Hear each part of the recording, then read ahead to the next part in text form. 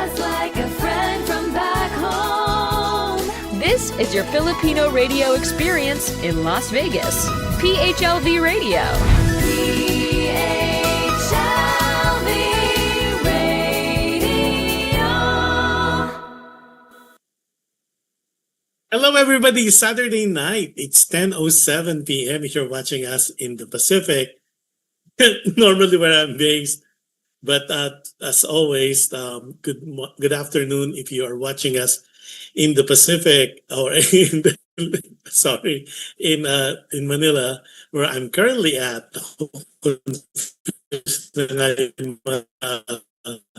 Listeners and viewers natin. No, I'm in Manila right now.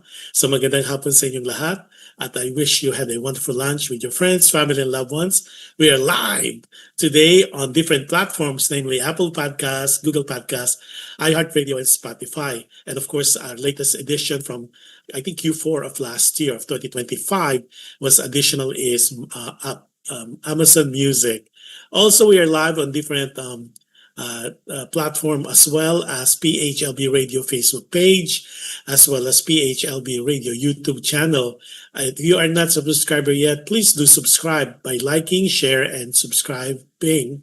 And you could always be notified by clicking on that notification bell so you will not miss any of the shows, not only of my shows, but also the shows of the other anchor and host and other content provider here on PHLB Radio. Also, if you're using Alexa, just say, Alexa, play PHLB Radio.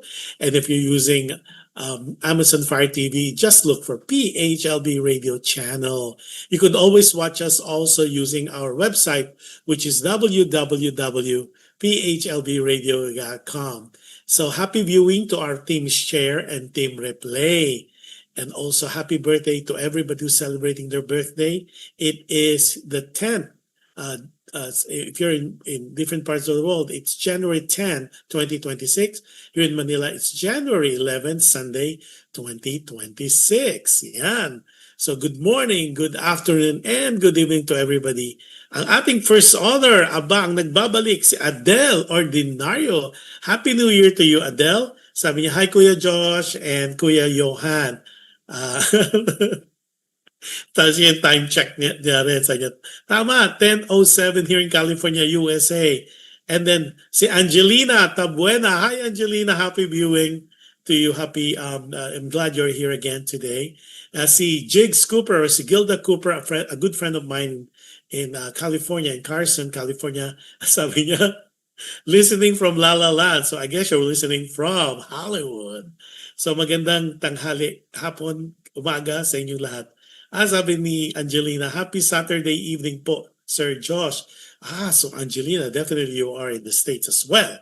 Okay, magandang topic natin ngayon. But before anything else, before we talk about TOTGA, the one that got away. Feeling ko maraming makaka-identify sa show natin today, sa episode natin today, yung mga missed chances, missed opportunities, long lost love. Yan, maganda yung letter natin today. Si Ernie is watching us from the Philippines as well. So before anything else, let's promote a very good friend concert coming up February 1st. Yung pre-Valentine, none other than our very good friends, si Nonoy Suniga, as well as our music festival queen, si Avi Violan. This is the first time they're collaborating together. Hindi na siyang guest lang, but it's gonna be a collaboration. Tandem sila. Si Nonoy Suniga at of course si Avi Violan. You cannot ask for a better concert than this. And of course, it's gonna be happening pre-Valentine, February 1st, 2026 at 5:30 at the Kennedy Center of the Performing Arts in La Palma, California.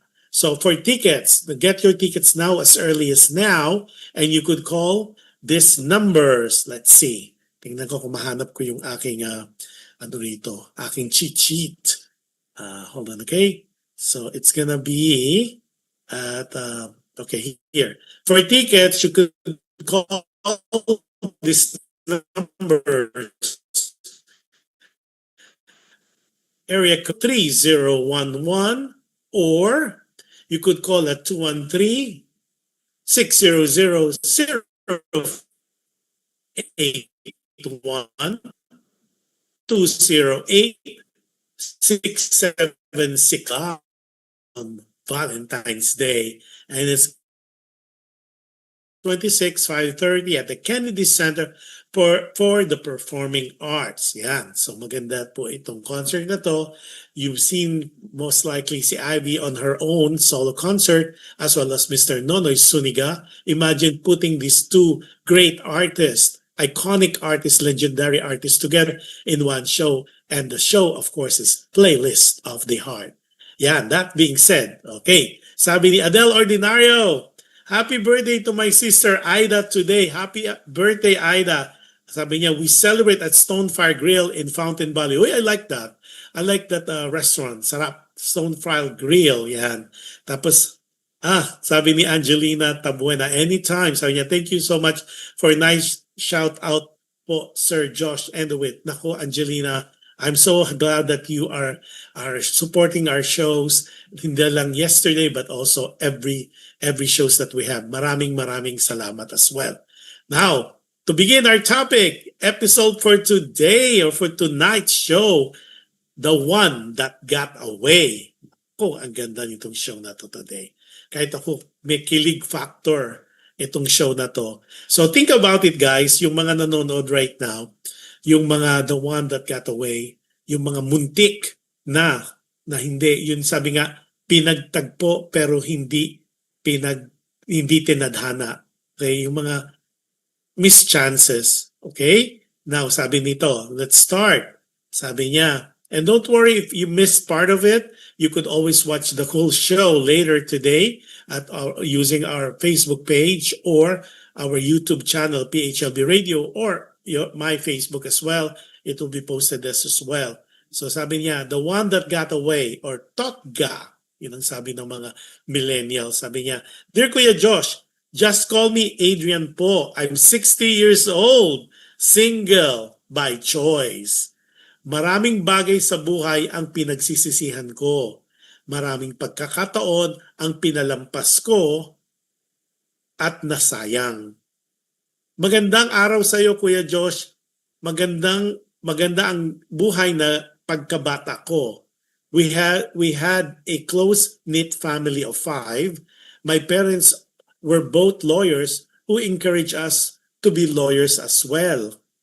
Kuya Josh, sa college ko nakilala si Stella. Pinay na pinay ang ganda niya, matalino siya at laging masayahin. Nagsimula sa isang pagiging magkaibigan ang lahat. Stella was caring and had been my shoulder to cry on whenever I have a problem. We became the best of friends. Kuya Josh, it was the best of times being with Stella.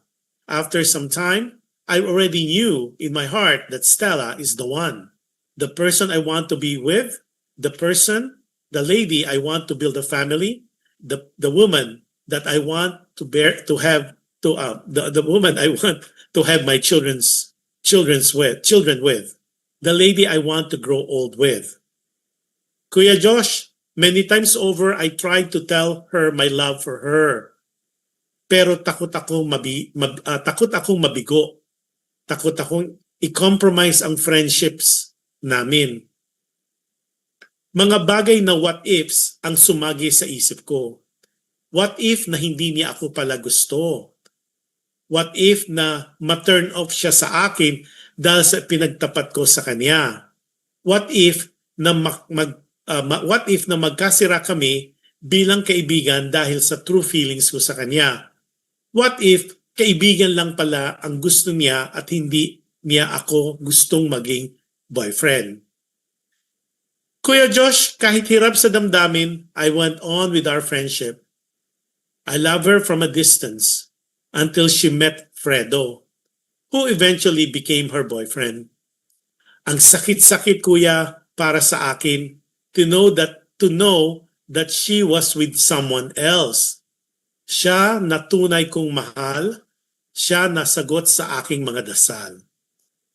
Kuya Josh, dahil mahal na mahal ko si Stella, pinilit kong maging masaya para sa kanya. Kahit super sakit, when I see them together, tuloy pa rin ako sa pagmamahal ko kay Stella. Months passed at she invited me to be one of the groomsmen sa wedding niya with Fredo. Nagsikip ang dibdib ko na parang sasabog sa sakit. Hindi ako makahinga, kuya, pero I tried to be tough para sa kanya. After the wedding, I found a way to leave the Philippines, not for a greener pasture, but to be away from Stella. Hindi ko kaya, Kuya Josh, to love her from a distance. Alam kong I need to do this for me, for my peace of mind. Hirap akong tanggapin na si Stella na minahal ko ay may asawa ng iba. Years passed at nagbalik ako sa Pilipinas for our college reunion.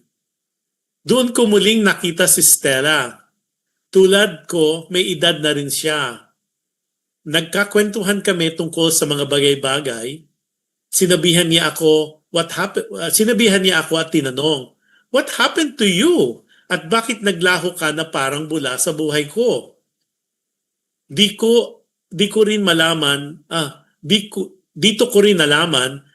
na Fredo had died several years ago. Dito ko rin nalaman na nagkaroon sila ng dalawang anak na living in Canada. One is living in Canada at yung isa naman ay sa Australia. Kuya Josh, Stella asked me again what happened to us, to our friendship. I told her na matagal ng panahon ito at let's not talk about it. She insisted to know. Kinulit-kulit niya ako the whole night. Sabi ko, sige na nga, if that's what you want to know and hear. I told her, ikaw Stella, ang TOTGA ko, the one that got away. Ha? Ang sabi niya. Anong sinasabi mong TOTGA ka dyan? The one that got away. Sabi ko, I told her na sobra ko siyang minahal at sobra rin niya akong nasaktan nang ipakilala niya sa akin si Fredo. I admitted finally to her that during her wedding, I buried my heart that day as well. Nilibing ko ang pusong pag-ibig ko para sa kanya sa araw ng kanyang kasal. Sa bawat hakbang niya palapit kay Fredo sa altar, palapit din ang puso ko sa aking hukay. I admitted that I made the decision to be away for my own peace of mind. Kaya nga, nagpakalayo-layo ako at naglaho na parang bula. I tried countless of times to be with someone else, but it miserably failed dahil si Stella pa rin ang nasa isip at puso ko. Kuya Josh, Stella and I both cried that moment. She told me na bakit hindi niya sinabi then about his feelings for me. Sinabi ni Stella, bakit ngayon mo lang sinabi ito? You should have came clean and you should have been honest with me then. She revealed that she was just waiting for me to tell her about my feelings for her. Naghihintay lang siya sa akin. Kuya Josh, ngayon we have rekindled our friendship. We constantly talk on the phone almost every day. I personally would not know where this is going to lead us. Basta ang alam ko, the one that got away once naandito na again with me. Mahal na mahal ko pa rin hanggang si Stella at obvious ba, I did not get married because she is the one and she will always be the one.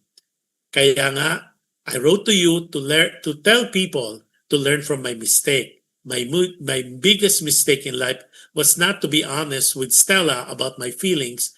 I should have came clean then instead of waiting all these years. Doon din naman pala patungo, I could have said and revealed my innermost feelings about her or for her para siguro nag-iba ang takbo ng aming tadhana. Siguro by now, had I been honest and courageous enough to admit the fact that siya ang mahal ko, siya lang ang mahal ko, at siya lang ang mamahalin ko, it would have been different. It could have been me instead of Fredo. It could have been me, the fathers. It could have been the father of her children. Sana kapulutan ito ng munting aral na sometimes in life we need to be honest. We need to be truthful. We need to face the music and dance. Sana wag tayong matakot to tell people our innermost feelings and to be able to accept rejection if ever. We should be courageous enough to play the music and dance. Hanggang dito na lamang. Maraming salamat sa pagpapaunlak ng aking munting liham or munting email in this case. Nagmamahal at laging nanonood ng show mo kahit replay paminsan-minsan si Adrian. Nako! Teka, maraming nakapasok dito sa ating sabi ni Adele, thanks Kuya Josh for the birthday greeting. Nako, anytime you guys, anytime na meron kayong pa-shoutout, just let me know. Sabi ni Adele, ordinaryo. Ang sakit naman niya. Si Hilda is watching us also. Si Hilda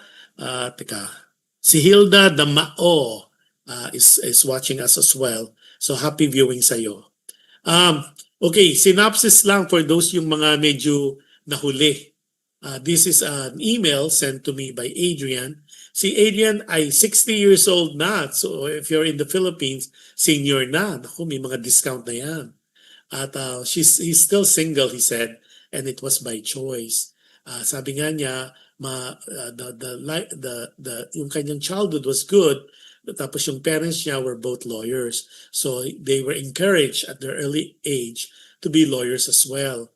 Hindi naman niya sinabi kung nag-lawyer siya, but in college, na-meet niya raw si Stella. And Stella is Pinay na Pinay at matalino at sobrang caring. So naging friends sila at sila ay naging true friends in college.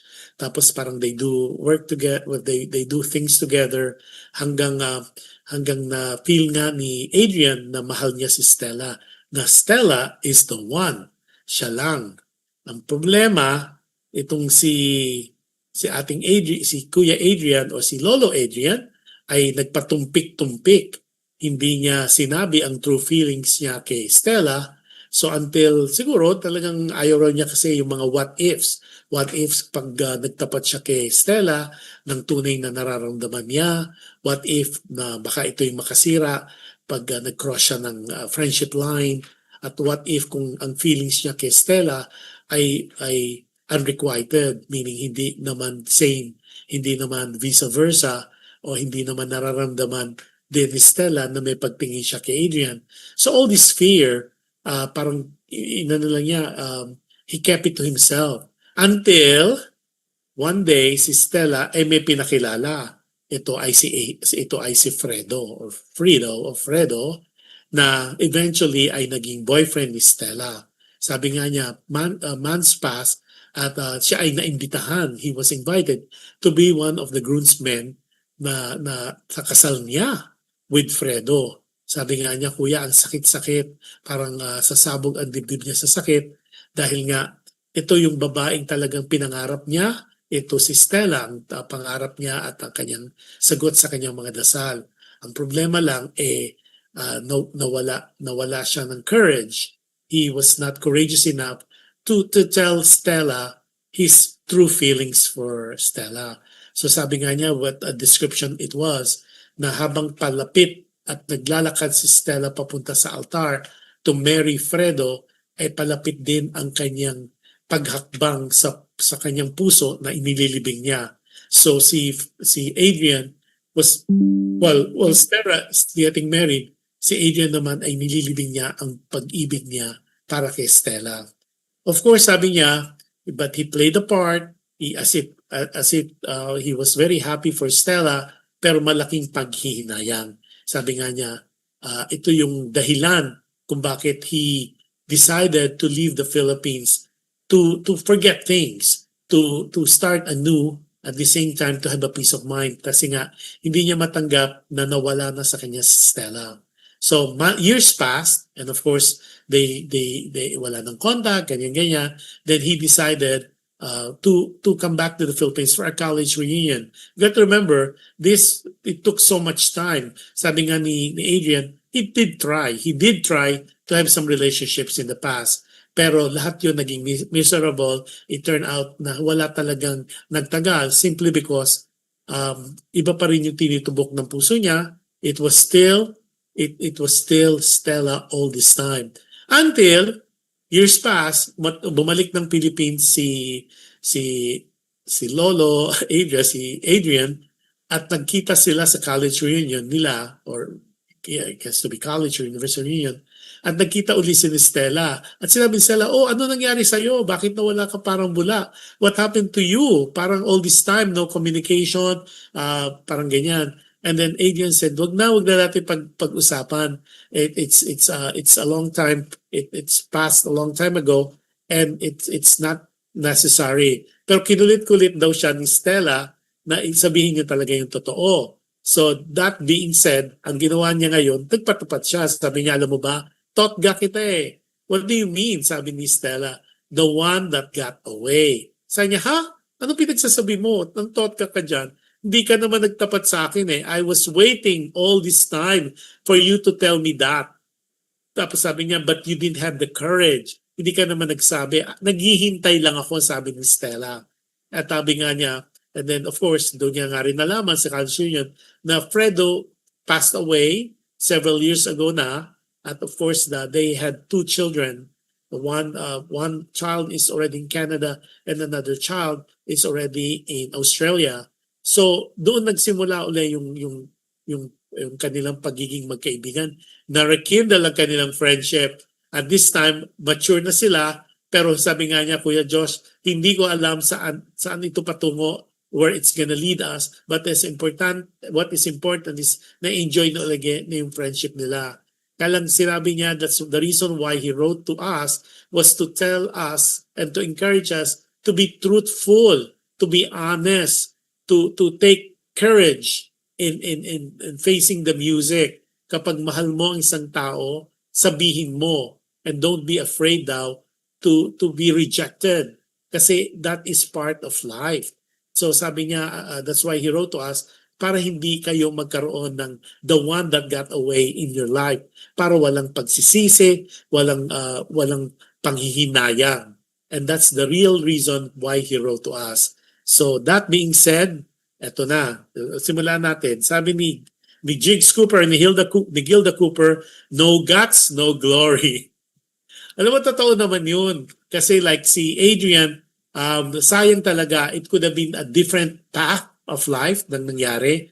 Kasi had Adrian took the courage and he was honest enough to discuss the true feelings na meron siya for Stella, things could have been different. Sabi nga ni Stella, she was just waiting for Adrian to tell the truth. Kasi di ba, let's face it, she's still very Pinay, very Filipina. In the Philippine context kasi, during those times, women are supposed to wait. Hindi na sila as aggressive as of now, na you could just blurt it out na pag gusto mo ang isang tao, and if you are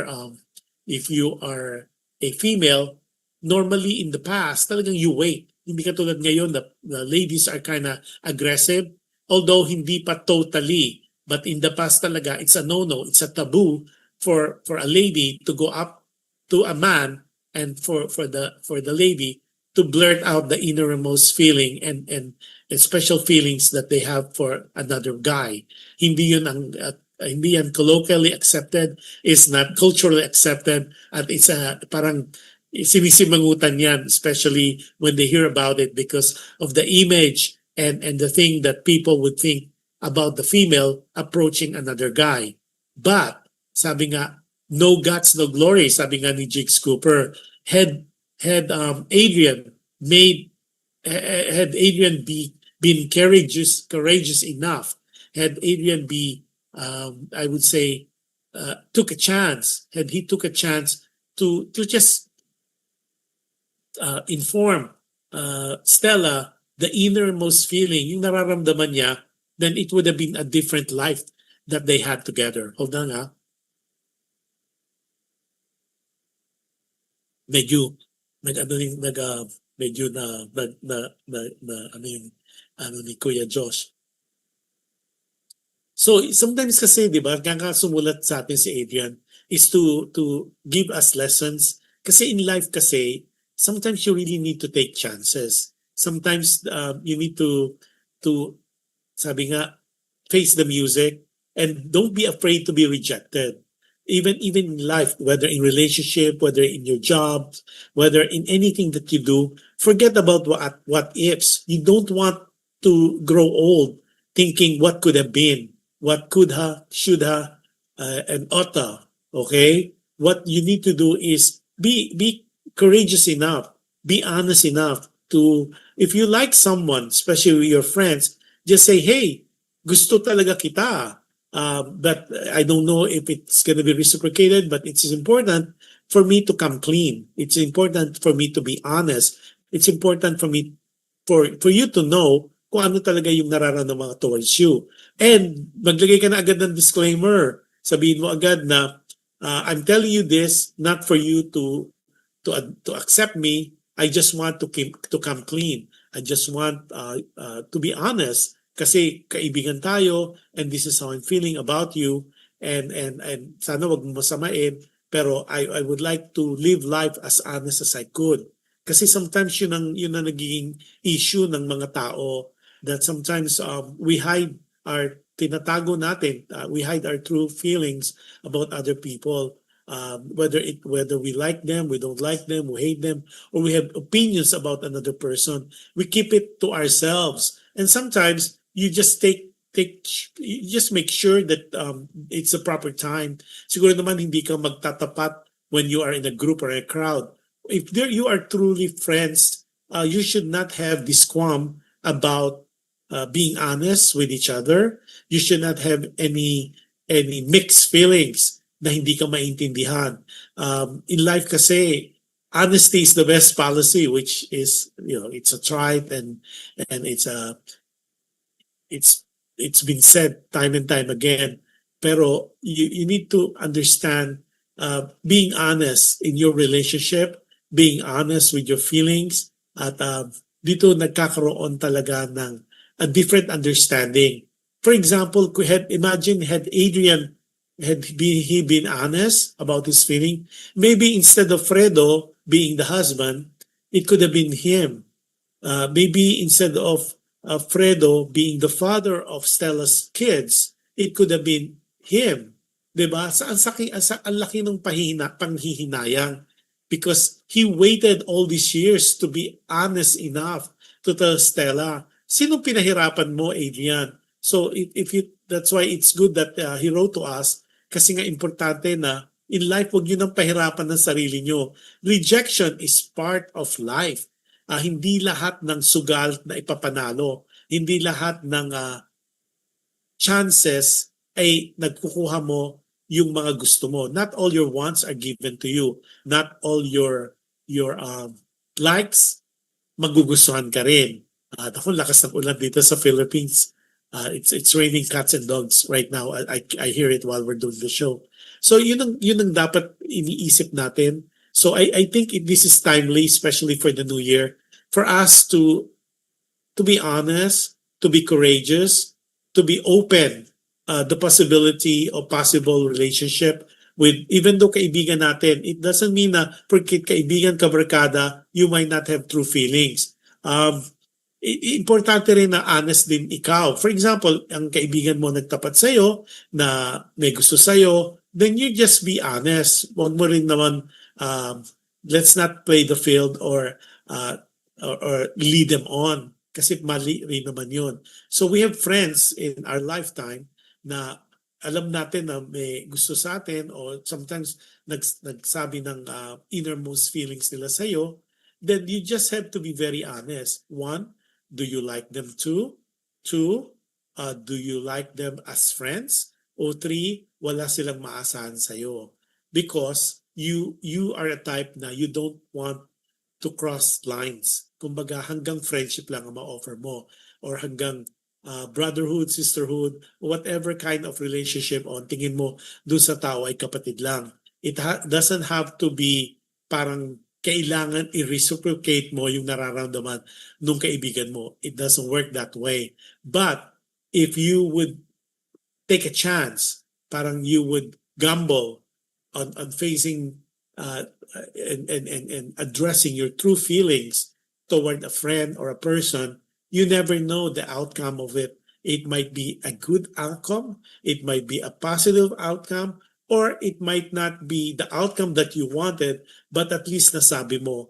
Look at Adrian, guys. He waited all this time. He waited all these years na hanggang kung ano nang mga nangyari sa buhay nila sa isa't isa before he took the courage to be honest, to tell Stella. Imagine those wasted years, those wasted time na they could have been together. Yung pala si Stella nag-iintay lang. She was just waiting for Adrian to divulge. He was just waiting for Adrian to be honest with his feelings towards her. Diba? So it could have been different. It could have been a different path. It could have been a different life. It could have been a different relationship that they had together. Okay, ito, dagdag naman ni Adele Ordinario. Sabi niya, 43 years na ako sa Amerika. Pag may crush ako, nahihiya ako. Hanggang tingin lang ako. Siguro kung gaya ko, I'll be brave enough to tell my crush na gusto ko siya. Wow! I didn't know, Adele, that you are coy. Now, shy ka pala, Adele. I always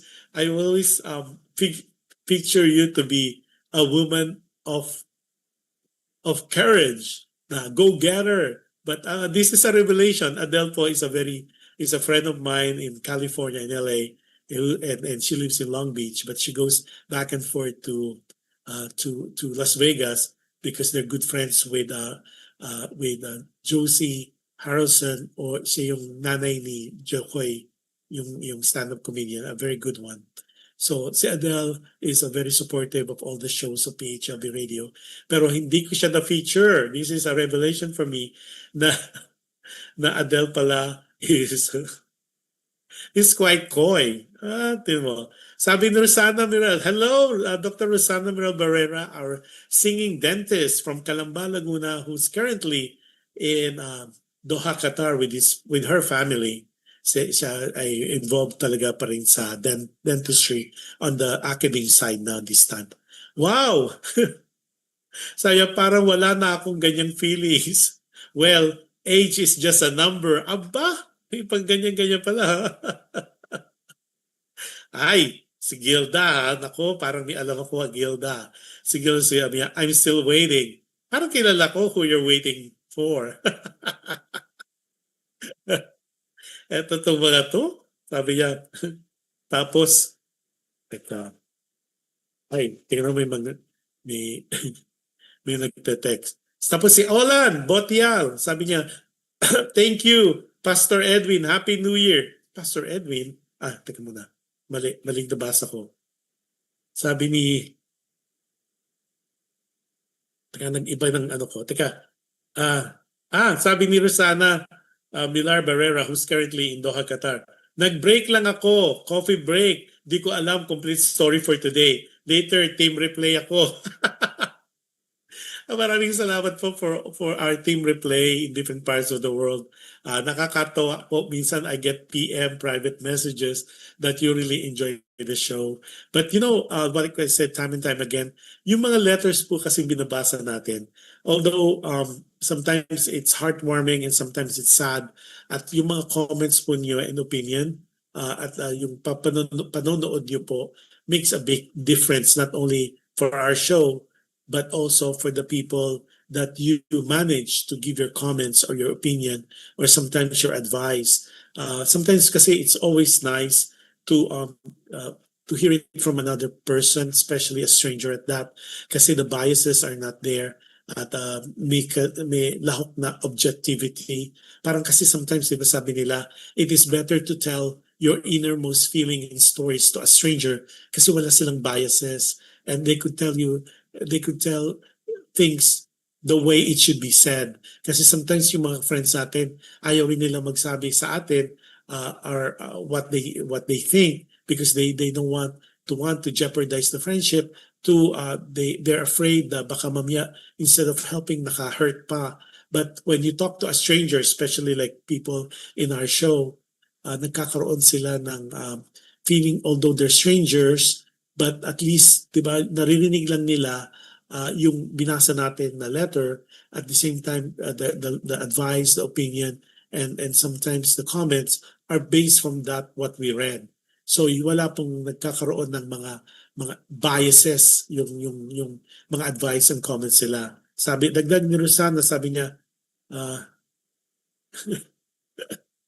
sabi, sabi ni Dr. Rosana Mila Barrera, nakakabata pala story for today. Hindi nga. Kasi 60s na sila bago sila nagkaroon uli ng communication about their innermost feeling. Tapos sabi niya, parang gusto ko na ding sumulat yung inang halata ako ang letter sender. Okay.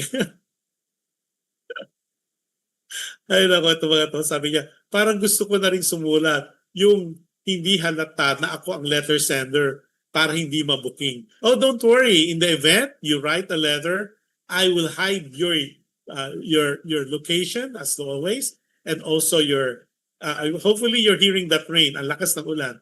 And of course your innermost feeling, at the same time your location as well as your real name. Don't worry. Si Alexander Francisco is watching.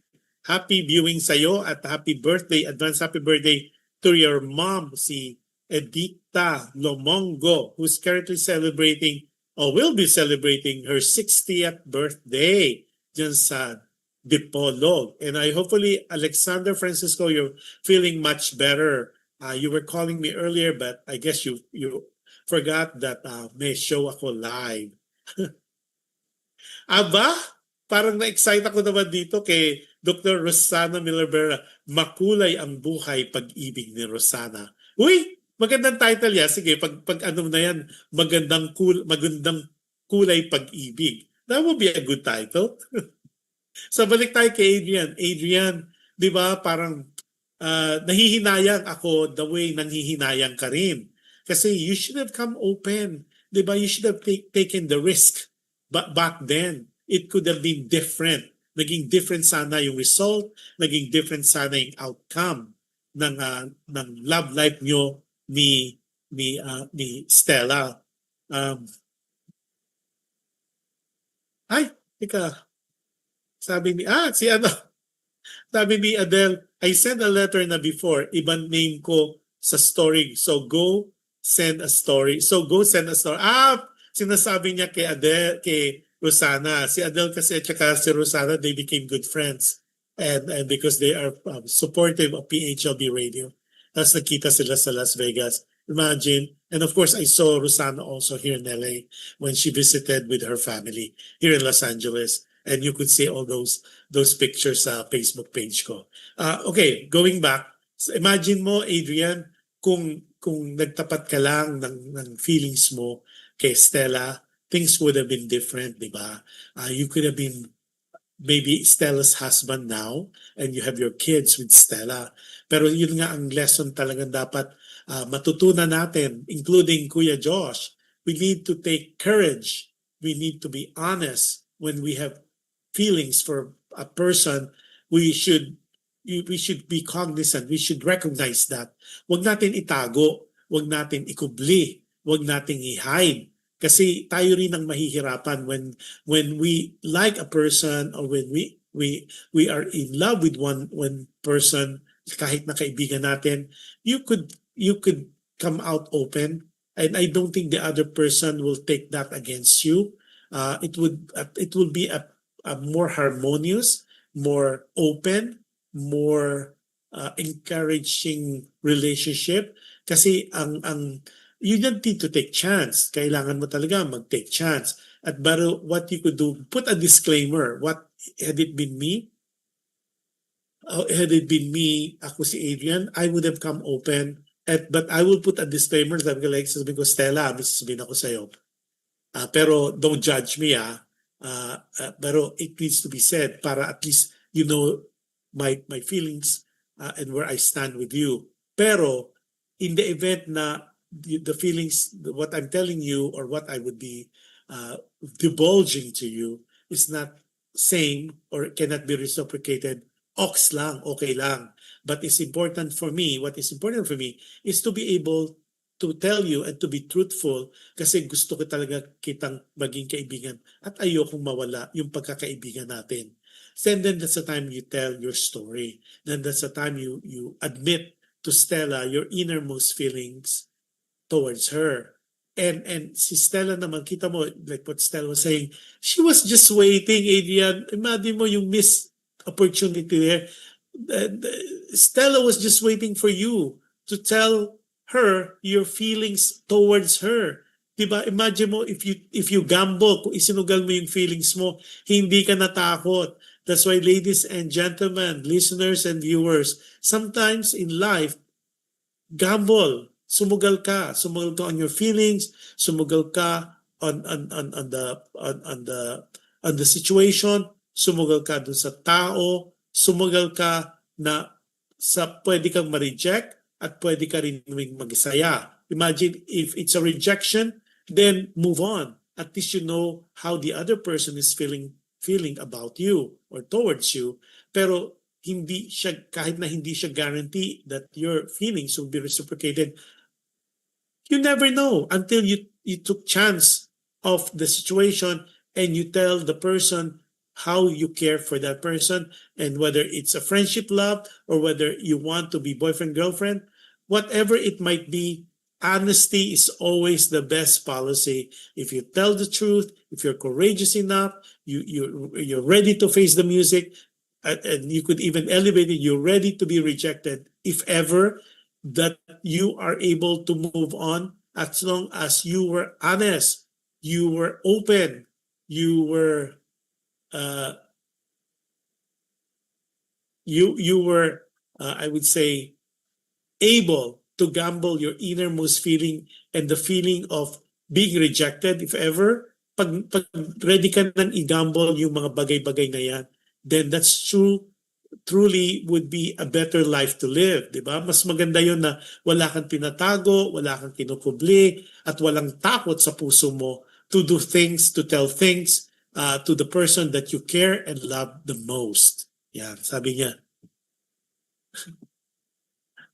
Ano to? Sabi ni Gigs Cooper, sabi niya, cruise, you lose. Is this an idiomatic expression? Maybe,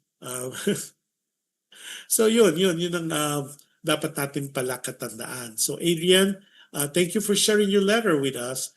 Thank you for the lesson that you impart to us that we need to be honest with our feelings kasi things could have been changed. Now, yung sasabi mo, hindi mo alam what this friendship would lead to. You are both already of age. You never know. Sabi nga, love could be lovelier the second time around or lovelier the third, fourth time around. Don't give up on love. Sabi nga, it's not, age is just a number, but whatever did not happen in the past can still be happening now. What is important is now and the future. If you feel the same way for Stella, you're still single and Stella now is a widow. So what are you waiting for? If Stella feels the same way and you still feel the same way for Stella, then who's to tell, right? At least now it's out in the open, and then now the friendship is back. You were able to rekindle the friendship. Then this is the time now to maybe try it and be the best, not only the best of friends, but be a couple. It's not too late. Parang in love naman, there's no age limit and there's no deadline to love anybody. There's always, sabi nga, hindi pa huli ang lahat. Hanggang buhay ang tao, love will be the constant thing in life. Sabi hanggang tumitibok pa ang puso, it is not a misnomer, it's not a sin to fall in love again, especially from the one who got away. So, lesson learned, Adrian, wag mo nang pakawalan si Stella this time around. I think the tadhana, the faith is on your side. Imagine after all these years, yung pala kayo pa rin. Nanghihinayang lang ako si Kuya Josh na this could have been different story. This could have been a different letter. had you were courageous enough to tell the story to and your innermost feeling to Stella. But like what I said, in love there's no deadline. In love there's no what you call late. There's no time. There's no age. So go for it. Now that you rekindle your friendship, you never know where this is gonna lead you. But be open, be honest, and be courageous enough to tell Stella now that you have said, but like what you wanted to do or what you want to happen with this friendship of yours. So yon. So maraming salamat Adrian for your letter. Ako nagustuhan ko kasi this is a good letter, a good story, and a good lesson to learn moving forward in this new year. Sabi niya, sabi pa ni Rosana, parang umaayon siya sa akin, sabi niya, basta parehong malaya, walang problema. That's right. He never married, si Adrian was never married, widow naman si Stella. Sabi na, sabi ni Adelio Ordinario, sana gaya ko. Sana lalaki ako or gaya ko. Naging kami siguro nung crush ko. Para akong si Adrian nito. Ay, nako. Sabi ni, ako naglolokohan na itong dalawang to. Si Rosana at saka si Adele. Sabi niya, aba, parang may gusto akong malaman ah. Sabi niya, Adele Ordinario, taga Las Vegas ba yan? Parang may alam akong hindi ko alam ah. Parang you need to share me. Parang ano yan. Aba? Sabi naman ni Adele, torpe yun. Ako, at kayong dalawa talaga. Anyway, this is the good thing about our shows. Kasi like what I show, what I've seen, I've said time and time again, ito po kasing show natin, this is not just Kuya Josh's show. This is a show for everybody. Ang maganda po, we became friends. Yung mga nagkakaroon sila ng kanilang kaibigan through our shows. So ang saya-saya at nagiging, sabi ko nga yung mga nanonood sa atin, nagiging kaibigan na rin natin. And that is such the blessing of having a show like Dear Kuya Josh or Alam Mo Ba. Maraming salamat, maraming salamat. Talaga nakakataba ng puso yung mga PM messages nyo sa akin at yung mga bagay-bagay na sinishare nyo sa akin. What a way to start a new year. What a way to celebrate life. Life is short. Let's not make it shorter. Life is miserable enough for some people. Let's not wallow in sorrow and misery. Parang chill lang, kumbaga, and find love. And if you could share love, do it. Okay? So Adrian, maraming salamat again for sharing your wonderful story. At I'm glad that yung TOTGA mo, the one that got away, you never know. There's always second, third chances in life, especially in love. Yun. So with that, maraming salamat po for tuning in today's episode, for tuning in on our show. As an advice and as a reminder, be kind. You can never go wrong with kindness. And any act of kindness that you show to people or you do to people, it is already a guarantee. It will come back to you in so many ways, in different times, in different scenarios, with different people. And when you wake up in the morning, be grateful. You start your prayer with thanksgiving. Be grateful. Be happy that you have a brand new page to write your life for today. And of course, part of that, my fourth advice to you that I've been using day in and day out, year in and year out, is be happy. Because when you're happy, it's kind of set the standard and kind of set the mood the whole day, regardless of the problems, regardless of what you're going through. If you choose to be happy and you're grateful, it will be a wonderful day and it will be a wonderful life for you and the people around you. And with that, maraming salamat po. Aba, si June Ong, nakahabol pa. June Ong just celebrated his 61st birthday the other day. Happy birthday, June Ong. And I wish you all the blessings so you could bless others. And what a wonderful celebration it was doing Anawin, yung sa elderly may ginawa po si June doon at napasaya niya. Maraming residents na elderly doon, abandoned elderly. At the same time, it was such a good celebration that we had in a restaurant, in a all you could eat restaurant at it, and with friends and family. It was such a momentous occasion for all of us, and what a way to celebrate a birthday, and it's a celebration of compassion, love, and understanding, as well as friendship. So with that, maraming salamat. Teka, may humahabol pa. Sabi niyo, Joshua, with Starbucks where you met her lang kami nakita.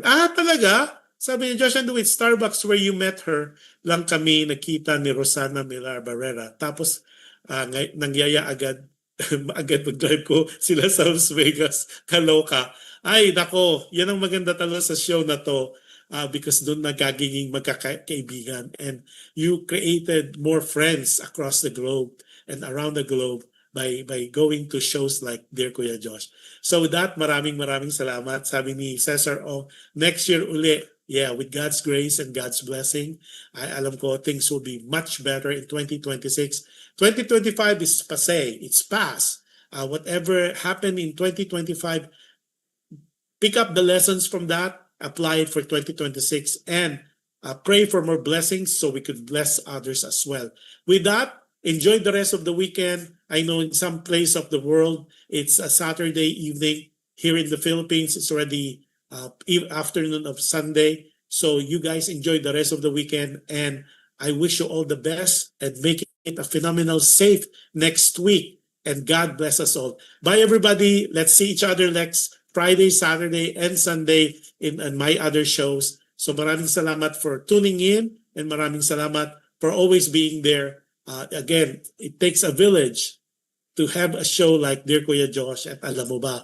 At yun, it will not be possible without you, our audience, our listeners, and people who constantly share and give opinion and constructive criticism, not only for myself, for our show, and also your commendation, your suggestions, your comments are highly appreciated. And again, open po kami for Dear Kuya Josh for a guest co-host if you want. Wag na tayo maging shy, we're all friends here. Sabi nga ng isang kaibigan natin sa showbiz, friends tayo. Okay? So with that, maraming salamat po, and enjoy the rest of the evening, and enjoy your rest of the weekend, and God bless us all for next week. Bye everybody!